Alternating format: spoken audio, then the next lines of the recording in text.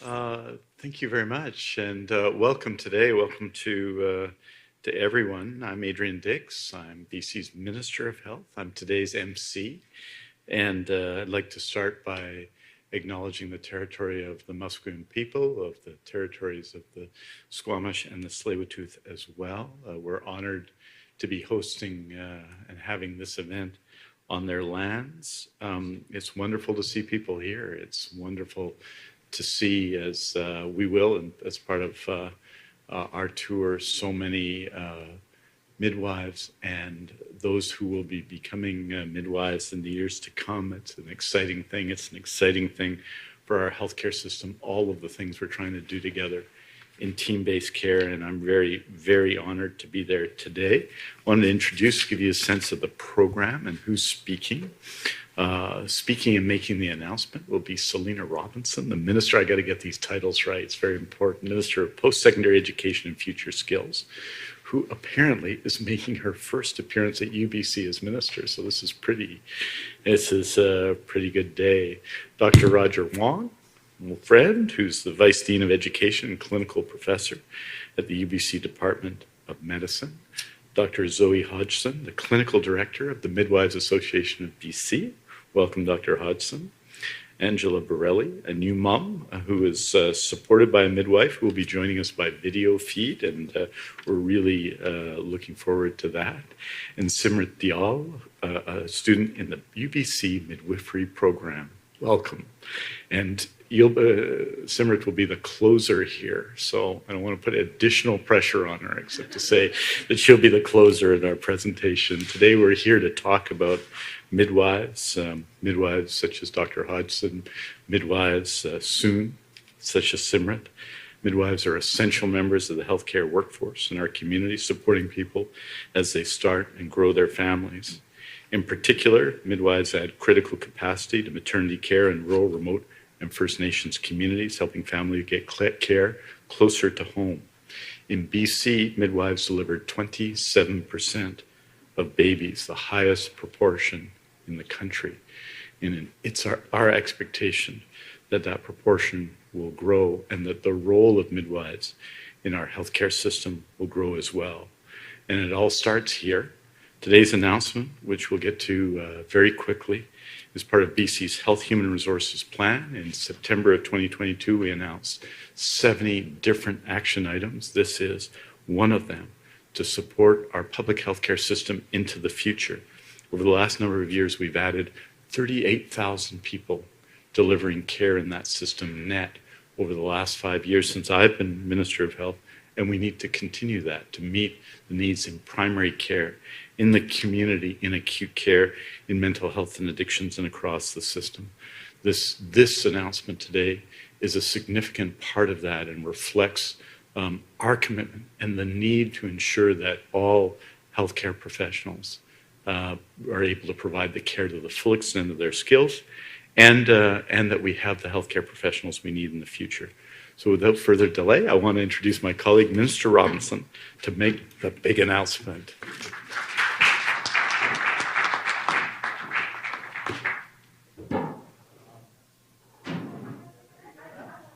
This is standard.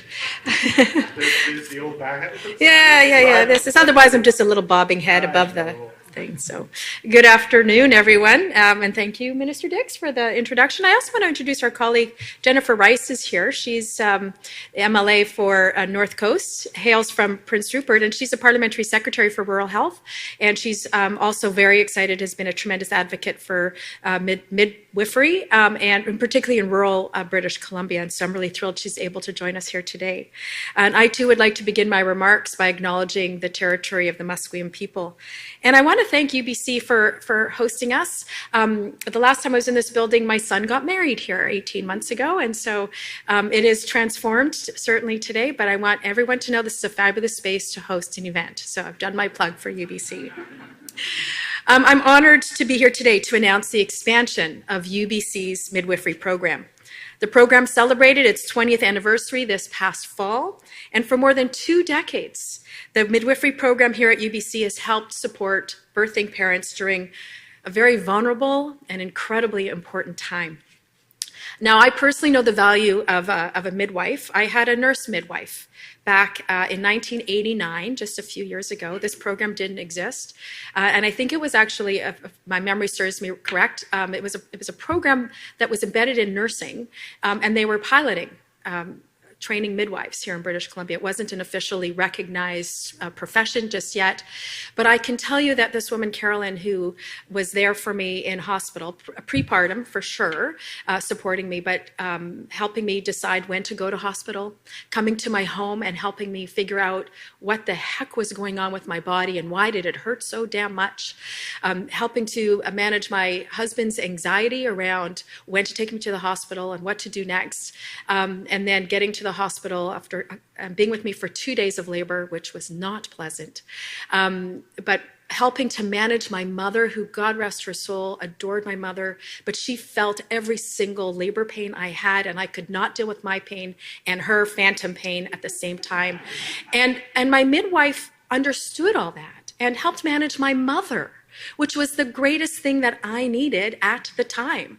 And of course, the aftercare, the postpartum care was spectacular in terms of making sure that we established nursing, that we developed our own rhythm, and answering my myriad of questions that I had about everything. And it was a relationship based on trust. And I'm so excited to be here to talk about midwives and the role that they play in the healthcare system. Now, as I tell my story, I think there's recognition that the role of midwives really does go beyond the delivery, the pinnacle moment. It really is about the aftercare, and making sure that we are adjusting. Women and those giving birth are adjusting to the change in their lives. And UBC's midwifery program provides really more opportunity for families to get that kind of care, so that families feel safe, they feel supported, they feel understood before, during, and after births. Since its inception in 2002, more than 200 students have graduated from the program. And thanks to the availability of midwifery training right here in British Columbia, as Minister Dix said, 27% of births have a midwife present. That is so significant and making a difference for so many families. It is the highest proportion in all of Canada. And the program, of course, continues to evolve. UBC recently updated its curriculum to include core cultural competencies identified by the National Aboriginal Council of Midwives, increased the number of seats reserved for Indigenous students, and appointed an Indigenous midwifery coordinator. In addition, UBC runs the only internationally educated midwives bridging program in all of Canada, because we know that midwives can come from anywhere in the world. The program provides a path for internationally educated midwives to practice right here in British Columbia. Together, these initiatives help midwives provide culturally safe and trauma-informed care to more than 12,000 patients in 2020 and 2021. That's 12,000 BC families that truly benefit from their expertise and their training. And it's important to me and to our government that we continue to support this program as it grows and as it evolves. So I'm pleased to announce that the Ministry of Post-Secondary Education and Future Skills has provided $1.7 million in funding to add 20 more seats to the midwifery program. That's the clap line.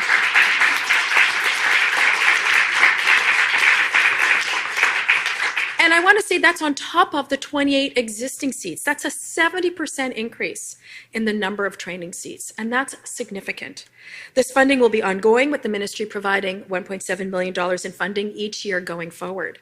Now, these seats will significantly increase the program's capacity and allow more students to pursue rewarding careers as midwives in British Columbia. Rewarding careers, that means that you get to see and participate in a family growing and loving and caring, and you have a role in helping that family adjust. Expanding access to post-secondary education and skills training is an important focus for our government. It's the very basis of our Future Ready plan, which seeks to prepare workers for the jobs of tomorrow. We know that the past few years have been very difficult for our healthcare system. Building up that system is a key aspect of BC's health human resource strategy. That strategy puts patients first and ensures that they get the services and care that they need from a healthy workforce. This additional funding will increase access to primary maternity care for British Columbians and contribute to culturally safe, trauma-informed birthing experience. Together, we can make a positive difference for families here in British Columbia, and I am so excited for the future of midwifery here. Thank you very much, everyone.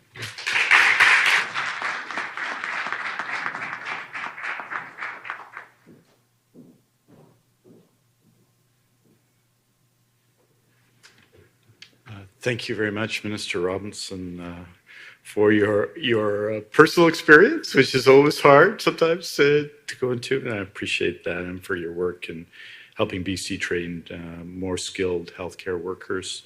These new seats will give more aspiring midwives the opportunity to pursue a rewarding career and go on to make an extraordinary difference in the lives of people in every part of the province.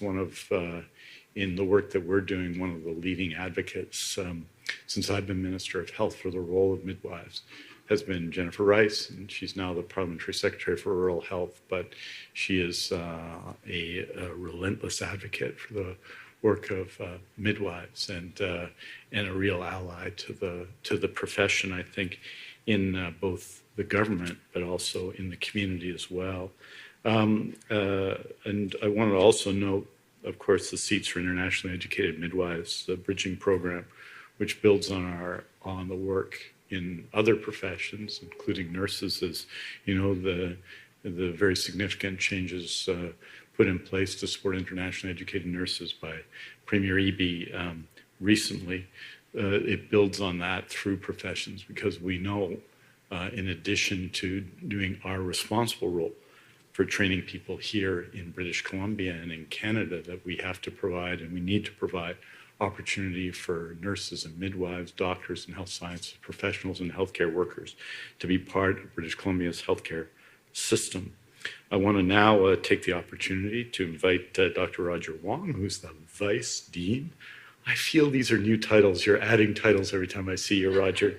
Vice Dean of Education and Clinical Professor at the Department of Medicine here at UBC, to say a few words. Dr. Wong.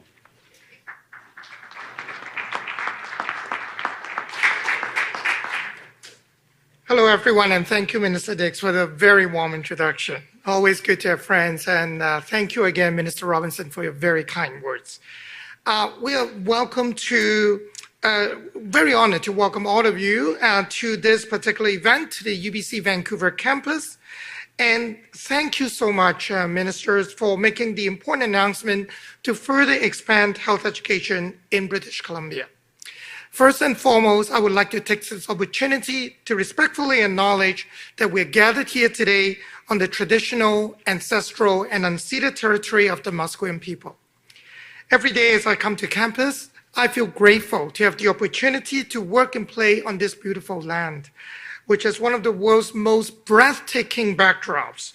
The ocean, the mountains, the trees, amazing, truly a wonder. I would like to invite all of you to take the time to really explore the beautiful backdrops that we have here. This is a wonderful day. As Vice Dean Education in the UBC Faculty of Medicine and the Acting Dean on behalf of Dr. Dermot Kelleher, it's my true honor to be here today as we celebrate the significant government investment in the expansion of UBC's midwifery program. By expanding the midwifery program, we are contributing to increase access to compassionate and culturally safe care so that more British Columbians can choose and have the birth experiences they need and want closer to home. And that is really important. This incredible investment by the government of BC means more midwives and better health outcomes for British Columbia. And with the expansion, we are not only creating new opportunities for more midwifery students to learn and train in places such as Victoria and the Lower Mainland, but the program is also expanding into the Fraser Valley, where students will begin this fall at UBC's new multidisciplinary health learning center located in Surrey, right across from the Surrey Memorial Hospital. Throughout the province, students will train alongside local practicing midwives, developing close bonds with people and communities that they will one day serve. And that is so important because we know where students train, they are more likely to put down roots and stay to practice in the same BC communities. I'm also very pleased that the UBC's Internationally Educated Midwives Bridging Program is also part of this expansion. This is a vitally important program, the only program of its kind in Canada. It provides professional midwives from around the world with the opportunity to become registered right here in BC and practice here. As integral members of healthcare teams, midwives serve a critical role in providing holistic maternity care to pregnant people and their newborns. And for 20 years now, graduates of UBC's midwifery program have been providing respectful, responsive birth care for families across BC, including in rural and remote communities. The program is also home to a diverse student population that includes 10% of students identifying as Indigenous. UBC midwifery students bring their experience, their culture, and language to the practice, immensely benefiting the health and wellness of families and communities in every region across the province.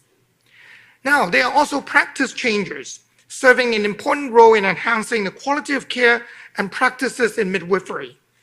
For example, UBC midwifery researcher Dr. Saraswati Vidam's work is critically important for the respect and person-led decision-making and place of birth, and it has improved maternity care here in Canada and across the world.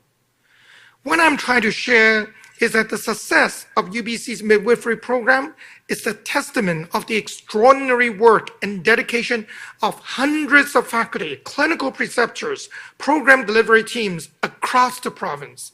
All of you have played a critical role every day in training and inspiring the next generation of midwives.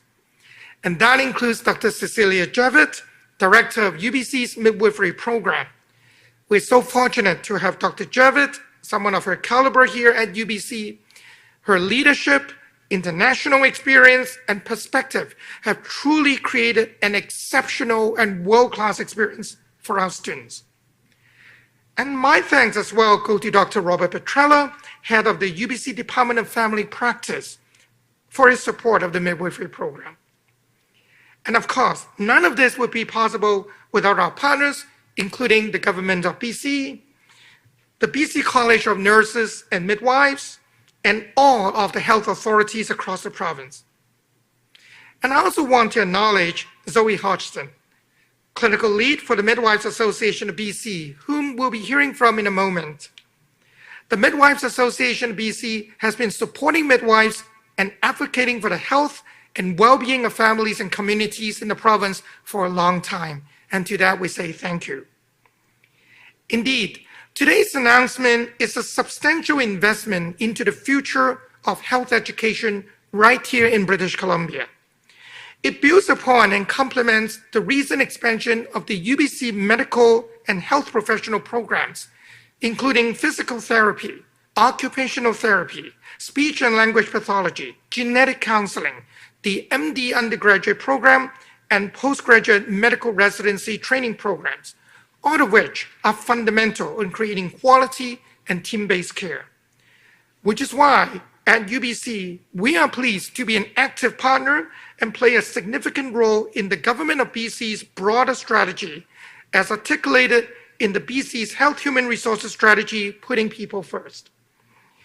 Together, we are increasing the supply of health professionals for the benefit of patients and their families, for students and for the communities across the province, so that we'll have a stronger BC and we are future ready.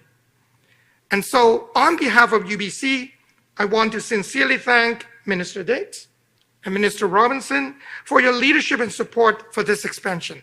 Thank you very much.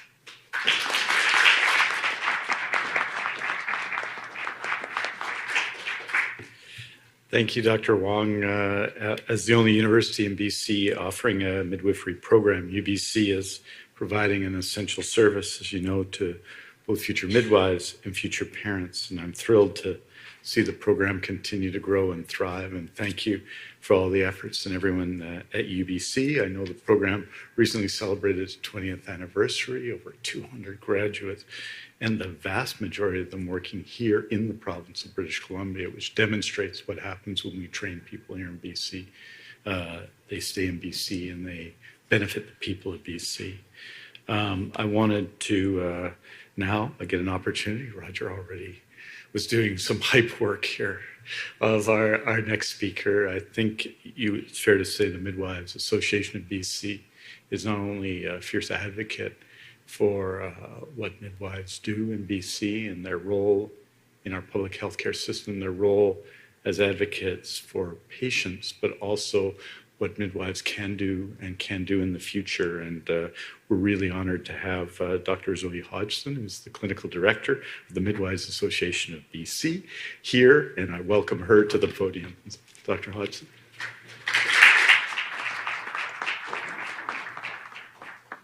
Thank you, Minister Dix. Thank you. Nice to see you all here today. So I'm Zoe, and I'm a registered midwife. I'm also a past graduate of the UBC midwifery program. I also currently teach in the UBC midwifery program. And as Minister Dix said, I'm the clinical director of the Midwives Association of British Columbia. And as a midwife, I truly believe I have the best job in the world.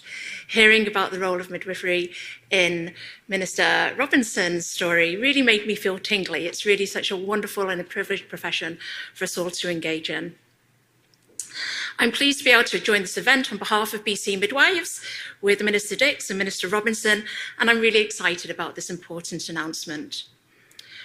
Registered midwives are autonomous primary care providers providing care to clients through pregnancy, birth, and the postpartum period. As we've heard, but I'm going to repeat it because it's a great stat, in British Columbia, we have the highest rate of midwifery-involved pregnancies in the country, delivering primary care services to over a quarter of birthing families. And that demand is only increasing, and it's going to grow more with the expansion of the programme. A pregnant person can choose to receive care from a midwife, a family doctor, or an obstetrician, all covered by MSP. As midwives, we offer end-to-end care from regular visits, blood work, screening and diagnostic tests, prescribing, emotional and physical support, and so much more. Midwives are the point of entry to growing primary care. A midwife's care is unique as it's based on a model of continuity, where a known midwife or small group of midwives provide care to a family throughout pregnancy, birth, and the postpartum period, ensuring pregnant people are cared for 24 hours a day, 365 days of the year. Our care is also based on a model of informed choice.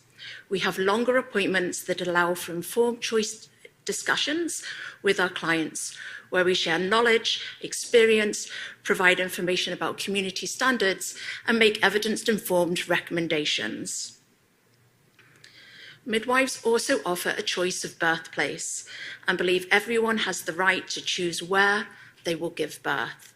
The importance of keeping birth close to home cannot be underlined enough. We care for parents and newborns for at least 6 weeks postpartum, where midwives may make early visits in the client's home to facilitate bonding, healing, attachment, and the establishment of infant feeding. Sometimes, particularly in our rural and remote communities, midwives are the only primary care provider. The profession brings with it an expression of love and joy for families, but also midwives support people through pregnancy loss. And that's when our continuity of care model really speaks volumes. Research demonstrates that midwifery care offers optimal health outcomes and increased client satisfaction compared to other models of reproductive health care. Not only this, but midwives have the training and the skills and can be part of the solution to strengthening the primary care system in British Columbia. And with today's announcement, we're so excited to welcome future graduating midwives to the profession, to be able to mentor them through their education, continue to work with the government and build a sustainable profession for us and them to ensure that every community across the province has access to primary maternity care services. Thank you so much.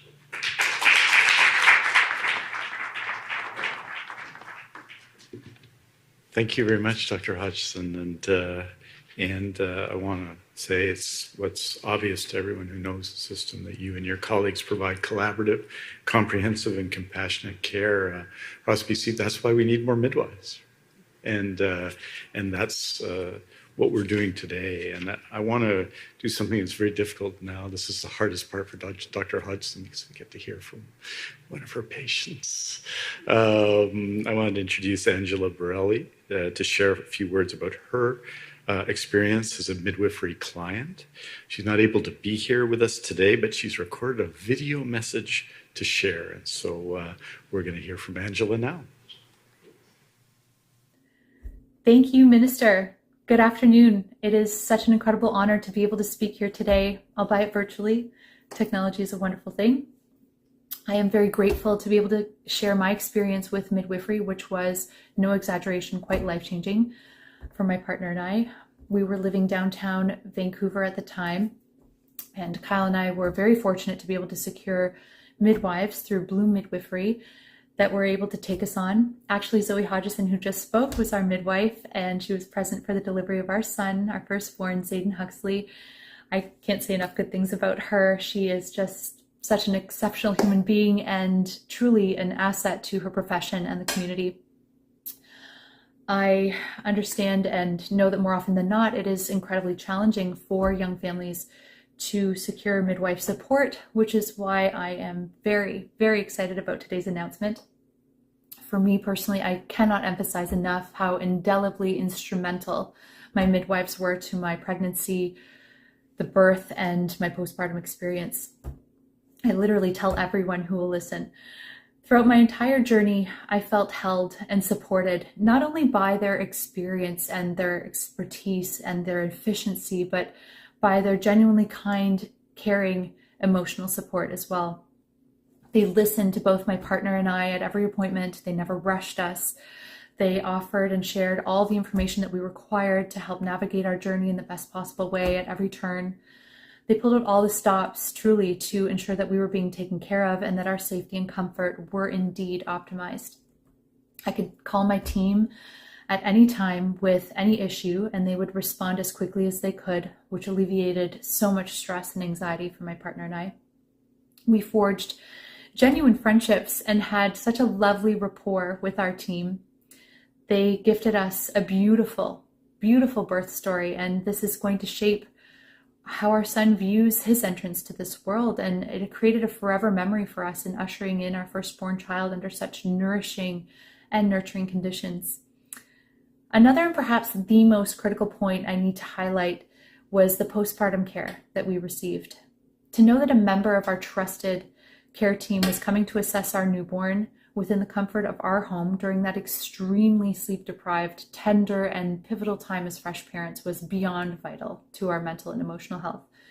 We didn't have a village. Our family lives in Ontario, so the postpartum visits really did guarantee our well-being and helped lay a stable foundation, which was truly priceless. My partner and I were set up for success as brand new parents, and it was all thanks to the constructive expertise and valuable input of our midwives. We can parent from a place of confidence as a result of having been so well guided and supported.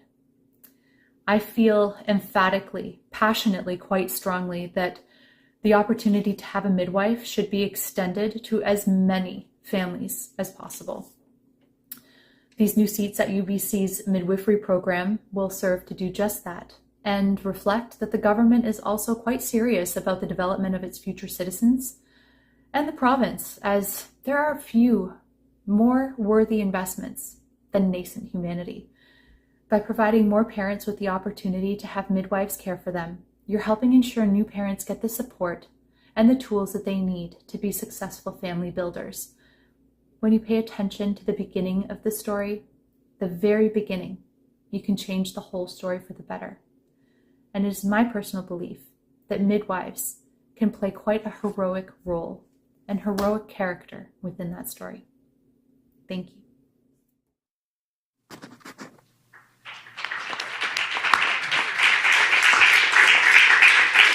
Thank you very much, Angela. And that's it's inspiring to hear about that experience with Dr. Hodgson and our colleagues at Bloom Community Midwives. I think that's what they call in the social media a 5-star review. Thank you to both of you, and thank you to Angela for that experience. Now it's the highlight of our presentation here. I promised Simrat I wouldn't give her too hard a time, but I'd like to invite Simrat Dial, a midwifery student, to share some words about the program. Simrat?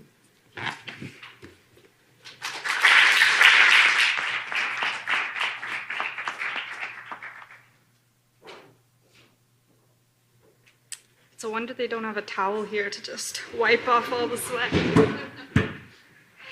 Thank you so much for the introduction, Minister. It's an honor to be here today representing UBC's midwifery program. My peers are some of the most passionate and determined individuals you'll ever come across. Coming from all different communities across the province and having such diverse backgrounds and experiences, they each have their own stories and their own motivations that are really driving them to become adept healthcare providers. Personally speaking, I've seen how reproductive health care has been overlooked due to a number of different reasons, including stigma or barriers to accessibility. And it wasn't until I actually pursued my Bachelor's of Sciences degree and focused on reproductive and developmental sciences that I actually realized I'm also not very aware of all the things that I should be. And I really felt like the knowledge that I gained from that degree needed to be shared, but I wasn't sure how I would be able to do so until I came across midwifery. This education will enable me to share the evidence-based knowledge with my community members directly. As well, it was really important to me the fact that midwifery care is financially accessible due to the fact that it is covered, as Zoe mentioned, by MSP. And I also think that the model of care that midwives have is encouraging culturally safe care. And that's something that I really hope I can bring to all my future clients, including Punjabi-speaking immigrants. Already during practicums this year, it's been such a privilege getting to see my preceptor provide that culturally safe care and also navigate each unique birth with an enviable grace. I'm very grateful that our program offers these opportunities of mentorship, as it's allowed me to build the confidence in my skill set under the guidance of my preceptor, but also bridge the gap between the theory that we learn and the reality of practicing as a provider. And bridging that gap has also meant challenging some of the original perceptions I had about the profession, including just how easy it would be to have medical conversations in Punjabi. While in theory it seemed very easy, considering the fact I've spoken the language my entire lifetime, I've had to learn so much new terminology and lingo in Punjabi. That whole process has brought me a lot closer to elders in my family, as well as in my community, as I've really been drawing on their experiences and their knowledge.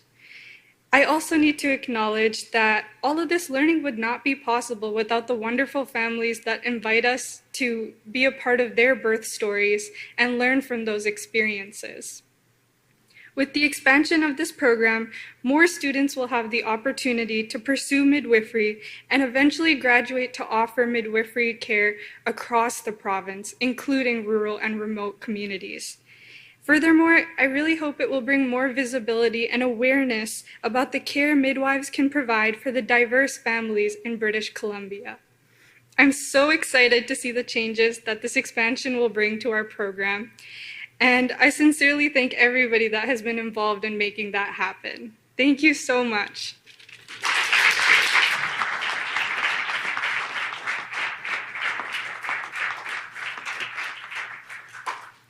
Thank you very much, Simrat. Way to go.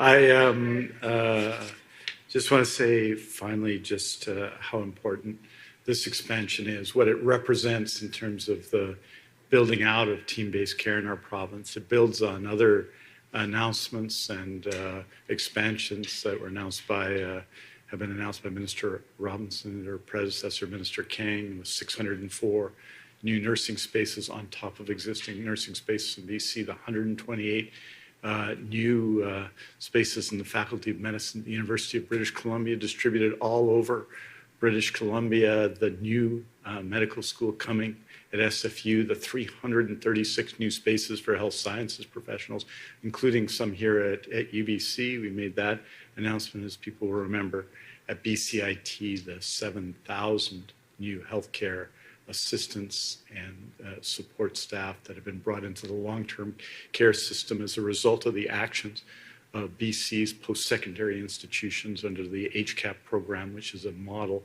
for such programs, not just across Canada now, but around the world.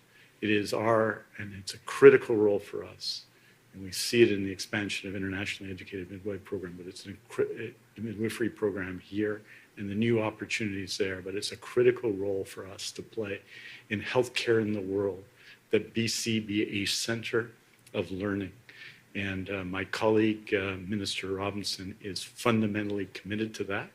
And with that, we're at the end of our program. I'm going to welcome Minister Robinson back to the stage. I've left her assistant in place here to answer and to take questions from the media.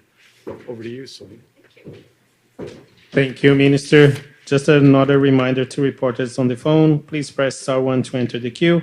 You are limited to one question and one follow-up. Please also remember to take your phone off mute. You are not audible until your name is called. We start with Wolf Deppner, Black Press. Hi, thank you for taking my question. A question to Minister Dix, or perhaps also Minister Robinson. Rob Shaw this morning reported that BC Democrats are preparing to announce a major investment in mental health and addiction treatment. The story talked about $1 billion package. Can you comment on that? Can you comment on that reporting?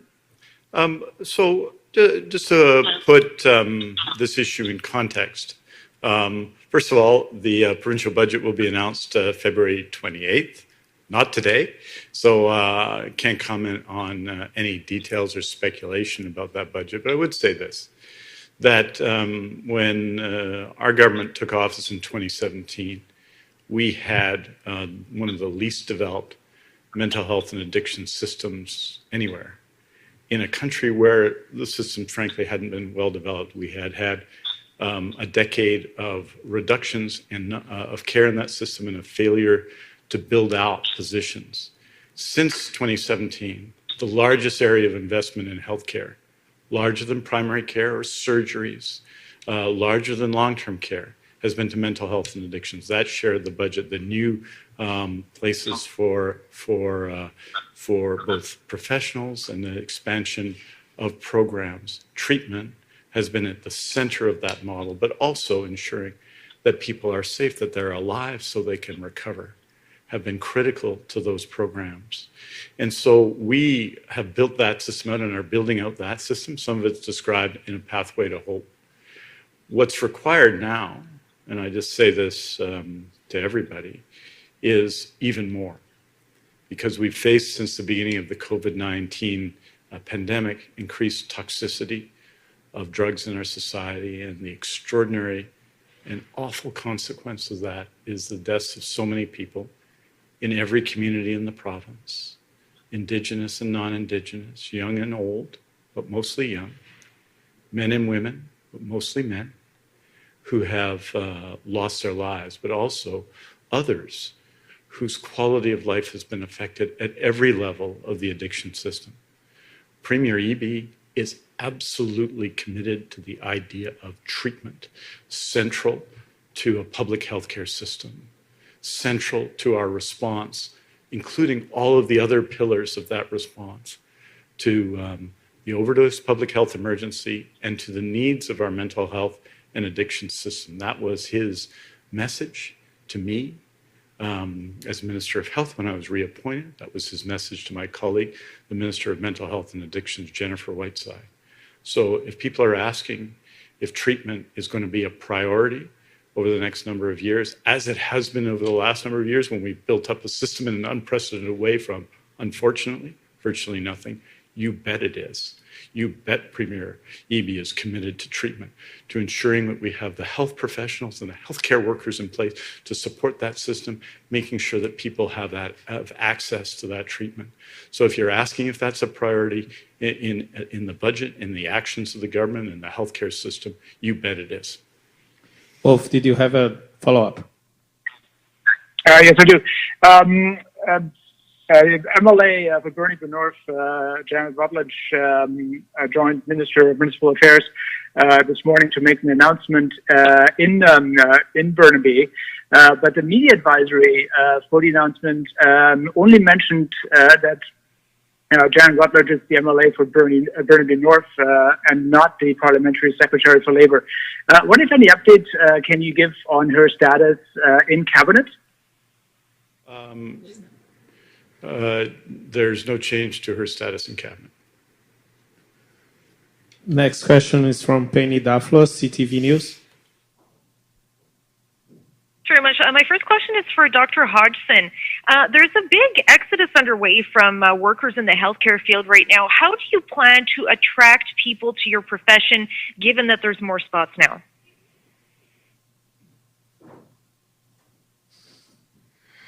Thank you very much for your question, and you highlight an issue very, very close to my heart. We know that midwifery is a profession that's associated with great outcomes and high levels of client satisfaction. I think the pandemic absolutely contributed to high rates of burnout amongst midwives. I think above and beyond that, midwifery it's a career. It's more than a career. It's all-encompassing. We're on call for very, very long hours. Every midwife I know is incredibly passionate about their profession and will go in above and beyond to ensure they're providing safe and good client care. Now, because of that, the rates of burnout in our profession are very high. We need to work with government to make the profession more sustainable. We need to work with government to increase the amount of money that midwives are able to bill to make their salaries more sustainable. And we also need to work with government to try and get business cost premiums to support community midwifery practice. It's very, very hard for midwives to be the one and all for their pregnant people, to be on call 24/7 hours a day, 365 days a year, without sufficient supports to make our profession sustainable. Penny, did you have a follow-up? I do, and thank you so much for that, Dr. Hodgson. I really appreciate that. My next question is either for Minister Dix or Parliamentary Secretary Rice. You touched on the importance of midwifery in rural and remote areas, where I know Parliamentary Secretary's mandate letter from the Premier actually specifically mentioned reproductive health being a priority for her. How do you see midwives fitting in? I'd like some more details on that, because it's great to hear about more people, but are there specific areas that you see them practicing in? Do you want them in specific clinics? Is it hospitals? I think people in rural BC really want some answers as to what exactly that's going to look like. We've already expanded the role of midwives in a number of communities across BC.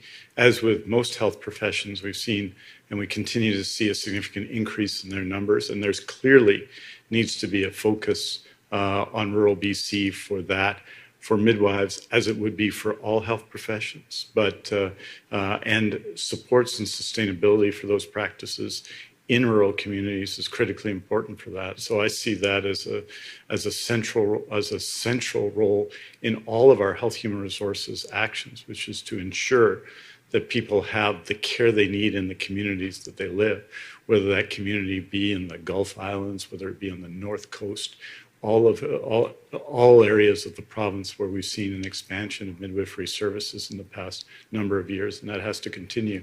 Parliamentary Secretary Rice may not remember this, but the first meeting I had with her in 2018 was about midwives, I think, as an MLA and myself as a new minister. She's a strong advocate for that and will be certainly leading our efforts in that respect. Next question is from Richard Zesman, Global News. This is for Minister Robinson. Minister, the Alliance of BC Students sent an open letter this week asking for a few things. Province to amend legislation to create a consistency in terms of bare minimum standards for survivor-centric and trauma-informed sexual violence policies. So is the government considering any legislative changes to that? And the other is around funding consistent on-campus supports for sexualized violence to ensure that all campuses in the province have at least $5 million a year, year-over-year funding to resource those centers properly. Hoping you could respond to both those things, and I won't have a follow-up. I actually have to log off, but hoping you can answer on both those things, Minister. Thanks, Richard, and thanks for getting them all in at the same time and not squeezing in a third question, because I know sometimes that happens. I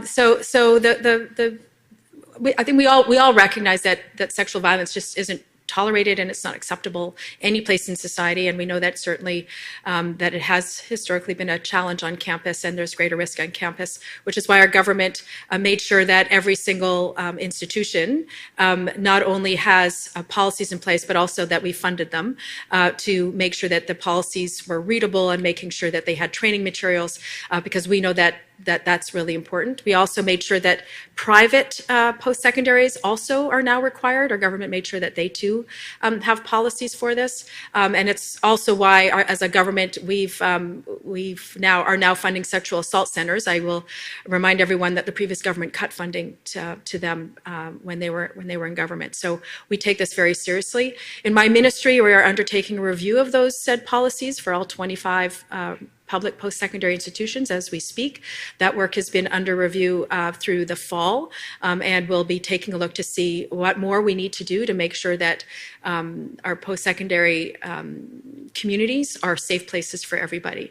And I would just want to take this opportunity to remind everyone that it's all of our responsibility collectively to make sure that people are safe on campus and elsewhere in society. Richard, did you have a follow-up?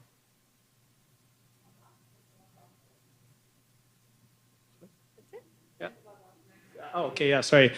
So next question is from Francis. Yeah, a question for Minister Dix in both English and French, if you can respond in both languages, but I'll ask in English anyway. Nurses were protesting yesterday about their working conditions. They were mentioning at Eagle Ridge that nurses that were not trained for working in emergency rooms were forced to work there. That people were leaving because of the working conditions. I understand that today's announcement is a small piece of a bigger puzzle, but what would you respond to nurses who are, in a dire situation now, given that we need 26,000 more nurses by 2031? So if you can answer in both English and French. Je dirais premièrement que le travail fait actuellement dans notre système de santé est quelque chose d'extraordinaire. On a à peu près 10 000 personnes qui sont à l'hôpital comme patients actuellement. 10 000, ce qui est, pour cette date, un record dans l'histoire de la Colombie-Britannique. Donc, tous nos travailleurs, tous nos professionnels, tous et toutes nos professionnels travaillent à fond dans le système actuellement. Et on a fait un record pendant le mois de janvier pour le nombre de chirurgies en janvier, par exemple, le nombre de visites dans nos salles d'urgence. Donc, tout le monde travaille très fort. C'est une situation partout dans la province qui est à la fois bien difficile, mais qui démontre, je pense, l'effort extraordinaire de notre système de santé publique, ce dont on doit quand même s'en réjouir. Donc, au sujet des questions des infirmières, je note qu'on fait cette annonce aujourd'hui, cette présentation sur les sages-femmes, mais en fait, on a créé 600 nouvelles places pour des infirmières. Seulement l'année dernière, un peu partout dans la province, on a créé des nouveaux chemins pour des infirmières internationales. Il y en a 2000. On a créé un nouveau programme de sécurité pour des infirmières et d'autres travailleurs en matière de santé pour améliorer et de retenir des gens en améliorant leur lieu de travail. Donc, je pense que tout cela est important. Nous sommes en train de mettre en place, après 3 ans de pandémie quand même, une réponse extraordinaire dans le système de santé, une transformation. On l'a vu avec des médecins il y a quelques semaines, une transformation fondamentale dans presque 2 semaines pour des médecins. On fait la même chose de même pour les infirmières. Bien entendu, il y a des questions entre le BCNU, par exemple, et le gouvernement. Il est en train de faire des négociations. Et ces négociations sont importantes. Et on fait cela à la table de négociation. To say, perhaps more briefly in English, it's always 30 pages less in English in translation, by the way, yesterday we had 10,011 people in our hospitals in BC, admitted patients. Today, as of today, or last night at midnight, there were 9,970 people in hospital. This past month, January, we set a record for surgeries for January. In December, we set an absolute record for December. We set the absolute weekly record for surgeries in the 3rd week in December. We're doing more diagnostic tests than ever before. And all of these challenges are happening in the midst of 2 public health emergencies and a respiratory illness season that was extremely challenging. I want everybody to know what our public health care system is doing right now is something that every British Columbian, regardless of their views on public policy, should be proud of. The work of our doctors and our nurses and our health sciences professionals and our healthcare workers. These are exceptional times. More people by a mile, by a kilometer, are being treated right now than have ever been treated before. And that's the response of our extraordinary teams of healthcare professionals. With respect to nurses, adding nursing spaces, 600. New pathways for international educated nurses. One of the major public policy requests of the BC Nurses Union and the hospital employees unions and others, a new system of security in our acute care hospitals to ensure that workplaces stay safer. All of these changes and more that are coming in the budget on nurse practitioners, right here where we are, we have tripled the number of nurse practitioners since I've been Minister of Health, tripled them. You know, we've had nurse practitioners practicing BC since about 2006, but by 2017, we were in 10th place in Canada. When you have 10 provinces, that's not very good. We have tripled that number, and they are playing an essential role in primary care and acute care and community care across the province, and we are going to continue to act. We've added 38,000 people to our public health care system, net. All the retirements, all the people leaving the system, and all the people coming in, 38,000 more net. And you know what?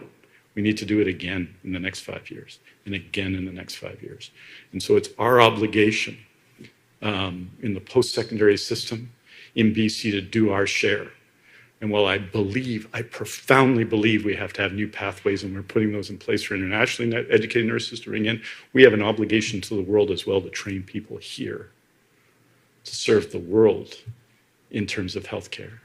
So we are doing all of those things, and I would say to those nurses demonstrating that I'm with them, and we're driving change, to thank them for their work, and to say we've done unbelievable things in the last 3 years. I think the best response to COVID-19 in the world, BC, and that's not about the Minister of Health or Dr. Henry or anyone else, it's about all of us and what we've done together. Francis, did you have a follow-up? Yeah, follow-up. Donc, Rob Shaw fait état de un plan de $1 milliard pour des soins de santé mentale, d'addiction, de dépendance. Pouvez-vous nous en dire plus à l'approche justement là, du budget où on nous promet des investissements majeurs en santé? Eh bien, le budget sera le 28 février. Donc, on va attendre le 28 février pour voir le budget. Cela étant, le Premier ministre David Eby a mis grande priorité dès qu'il est était devenu Premier ministre sur la question du traitement au sujet en matière de santé mentale et de l'addiction. Et je pense que ces priorités sont les priorités du gouvernement. Donc, ce n'est pas une surprise pour qui que ce soit qu'on va avoir une priorité sur ces questions dans notre budget qui va être livré prochainement pour notre collègue Katrina Conroy. Cette priorité, pendant une période d'urgence et qu'on vive actuellement, deux périodes, deux états d'urgence sur deux questions très difficiles, que ça va être une priorité.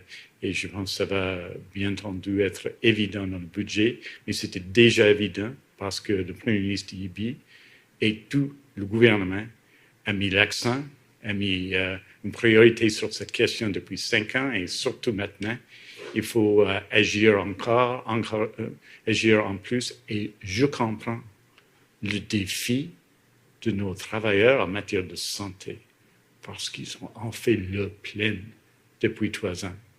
Mais il va falloir pour tout le monde, pour nous tous, de faire plus et on va le faire. That was the answer I'd given earlier to a previous question in English, so I won't repeat it in English now. Thank you. That's all the time we have for today. Merci beaucoup. Thanks for joining. And I will ask the speakers to follow our photographer group photo and then follow UBC team for the meeting.